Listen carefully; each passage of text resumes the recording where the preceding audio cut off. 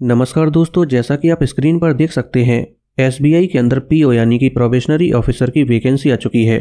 इसके application form 27 दिसंबर 2024 से शुरू हो चुके हैं और एप्लीकेशन की लास्ट डेट 16 जनवरी 2025 है और इसका एग्जाम 8 मार्च 2025 से लेकर 15 मार्च 2025 के बीच होगा।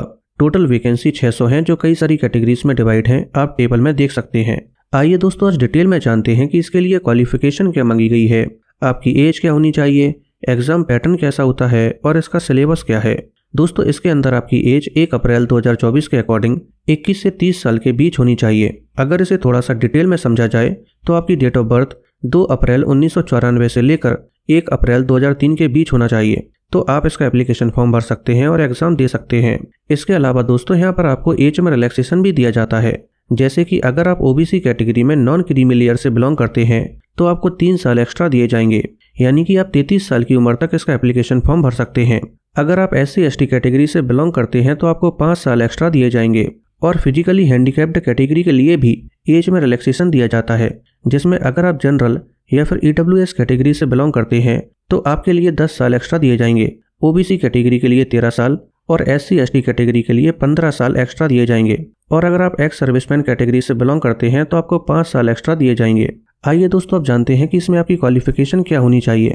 दोस्तों, क्वालिफिकेशन के अंदर आपकी सिर्फ ग्रेजुएशन कंप्लीट होनी चाहिए और वो किसी भी सब्जेक्ट से कंप्लीट होनी चाहिए और साथ में किसी भी मान्यता प्राप्त इंस्टीट्यूट, कॉलेज या यूनिवर्सिटी से होनी चाहिए और आपकी ग्रेजुएशन 30 अप्रैल 2025 से पहले कंप्लीट हो जानी चाहिए, तभी आप इसका एप्लीकेशन फॉर्म भर सकते हैं। लेकिन दोस्तों, अगर आप अपनी ग्रेजुएशन के फाइनल ईयर में हैं या फाइनल सेमेस्टर में हैं तब भी आप इसका एप्लीकेशन फॉर्म भर सकते हैं। लेकिन यहाँ पर कंडीशन ये है कि अगर आप रिटन एग्जाम में क्वालिफाई हो जाते हैं तो इंटरव्यू से पहले आपकी ग्रेजुएशन कंप्लीट हो जानी चाहिए और आपके पास रिजल्ट होना चाहिए, यानी कि 30 अप्रैल 2025 से पहले आपकी ग्रेजुएशन कंप्लीट हो जानी चाहिए। आइए दोस्तों, अब जानते हैं कि इसका सिलेक्शन प्रोसेस कैसा होता है। दोस्तों, इसका सिलेक्शन प्रोसेस 3 स्टेज में डिवाइड होता है।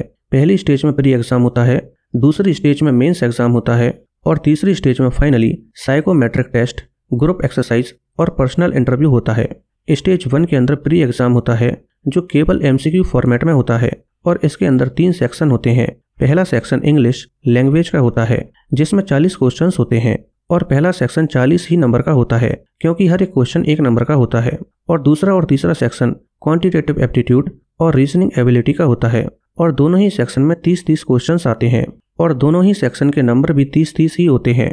इस तरह से प्री एग्जाम टोटल 100 नंबर का होता है और टोटल 100 ही क्वेश्चंस होते हैं और इसमें आपको केवल 1 घंटे का समय दिया जाता है।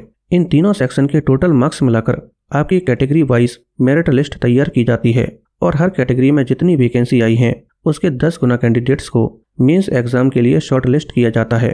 प्री एग्जाम के अंदर नेगेटिव मार्किंग भी होती है जो 1/4 की होती है, यानी कि अगर आप 4 क्वेश्चंस गलत कर देते हैं तो आपका एक सही आंसर भी गलत कर दिया जाएगा। दूसरे स्टेज पर मेंस एग्जामिनेशन होता है और ये MCQ फॉर्मेट में होने के साथ साथ डिस्क्रिप्टिव फॉर्मेट में भी होता है, यानी कि मेंस एग्जामिनेशन के अंदर आपके 2 पेपर होते हैं। पहला पेपर MCQ फॉर्मेट में होता है और दूसरा पेपर डिस्क्रिप्टिव फॉर्मेट में होता है। पहले पेपर में टोटल 4 सेक्शन होते हैं।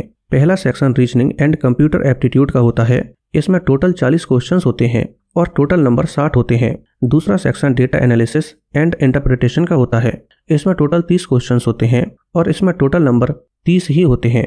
तीसरा सेक्शन जनरल अवेयरनेस, इकोनॉमी और बैंकिंग नॉलेज का होता है, इसमें 60 क्वेश्चंस होते हैं और टोटल नंबर भी 60 ही होते हैं।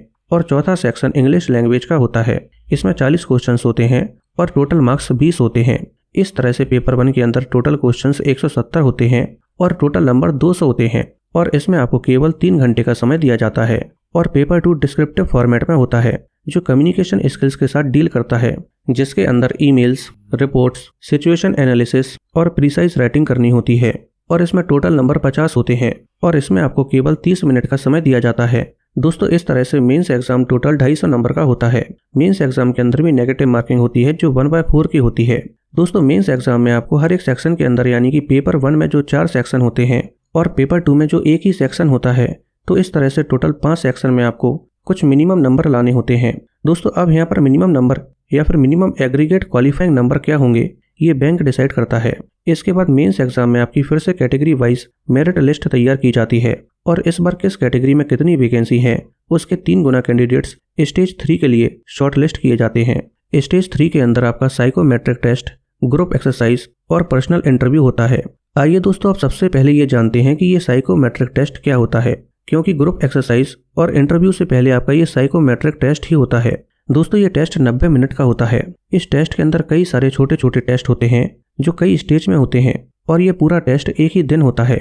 इसमें इंफॉर्मेशन ऑर्डरिंग टेस्ट होता है, selective attention test, personality test, special scanning test और इंटेलिजेंस टेस्ट भी होता है। दोस्तों, इस टेस्ट का मेन मोटिव होता है कि कैंडिडेट्स की personal skills, cognitive skills, mental stability और बिहेवियरल स्टेबिलिटी को चेक किया जाता है।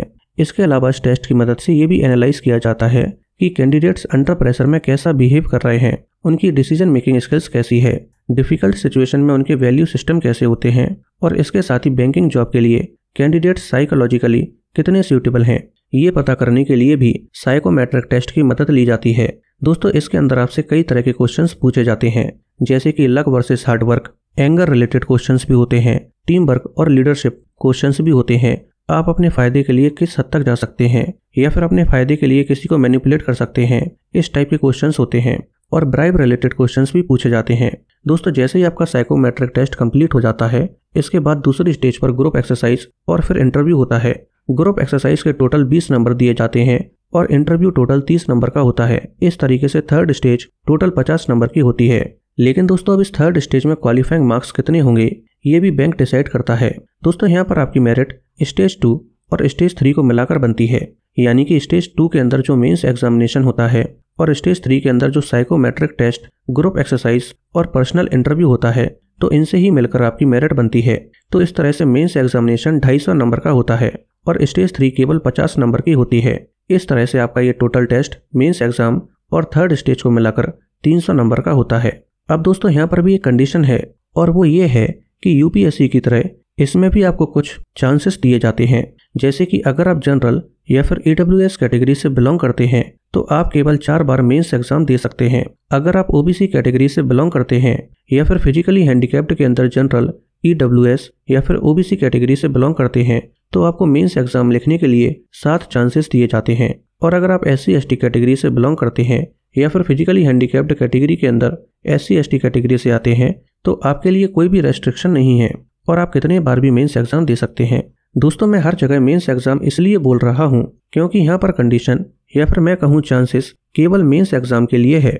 आप प्री एग्जाम कितने बार भी दे सकते हैं, लेकिन अगर आपका प्री एग्जाम क्लियर हो गया है और आप जनरल या फिर ईडब्ल्यूएस कैटेगरी से बिलोंग करते हैं तो आप मेंस एग्जाम 4 बार से ज़्यादा नहीं दे सकते। दोस्तों, अब अगर आप जानना चाहते हैं कि इसका सिलेबस क्या है तो आप कमेंट में सिलेबस टाइप कर दीजिए, मैं उस पर भी एक डिटेल्ड वीडियो बना दूंगा। और अगर आपको ये वीडियो पसंद आई हो तो वीडियो को लाइक करके चैनल को सब्सक्राइब कर लीजिए।